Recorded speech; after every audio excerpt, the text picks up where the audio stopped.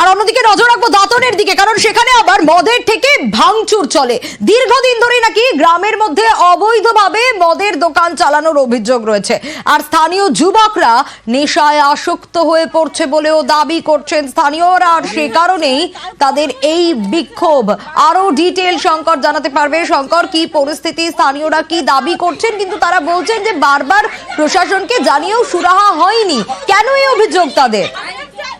দেখো সোনিয়া, দীর্ঘদিন ধরে গ্রামবাসীদের যে অভিযোগ যে এই গ্রামের মধ্যে চলতো অবৈধ মদের ব্যবসা, আর তা নিয়ে তারা বারবার সরব হয়েছিলেন প্রশাসনের কাছে, কিন্তু তা কোনো সুরাহা না দেখে একেবারে বলা যায় যে গতকাল রাত্রে মহিলারা ঠিক করেন এবং একেবারে তারা জড়ো হয়ে সেখানে পৌঁছে সেই মদের ঠিক ভেঙে দেয়। এবং সেই মহিলাদের অভিযোগ যে সেই গ্রামের 2 পুলিশ কর্মীরা রয়েছেন এবং সেই গ্রামে দীর্ঘদিন ধরে একটা মদের ঠেক চলছিল।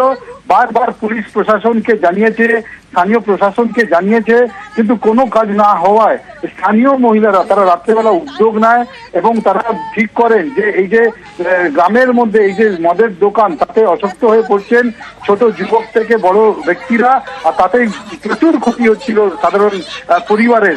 এর পরেই যে মহিলারা তারা রীতিমতন সেখানে পৌঁছায়, ভাঙচুর চালায় এবং পুলিশ প্রশাসনকে জানিয়ে দিয়েছে আগামী দিন এই যে মদের আসর যাতে এইখান থেকে সরানো যায়, আর না হলে তারা বড়সড় আন্দোলনের ডাক দেবে। সোনিয়া, বেশ।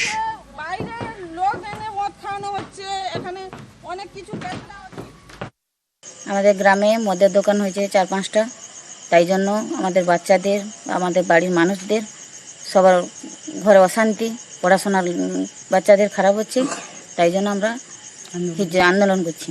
আমরা এখানে আমাদের ওই গ্রামে 3-4টা মদের দোকান আছে, ওইগুলা বন্ধ করার জন্য এসেছিলাম, যেটা বাচ্চাদের পড়াশোনা সব দিক দিয়ে প্রবলেম করছে, তাই ওটাকে তুলে দেওয়ার জন্য আন্দোলন করছিলাম।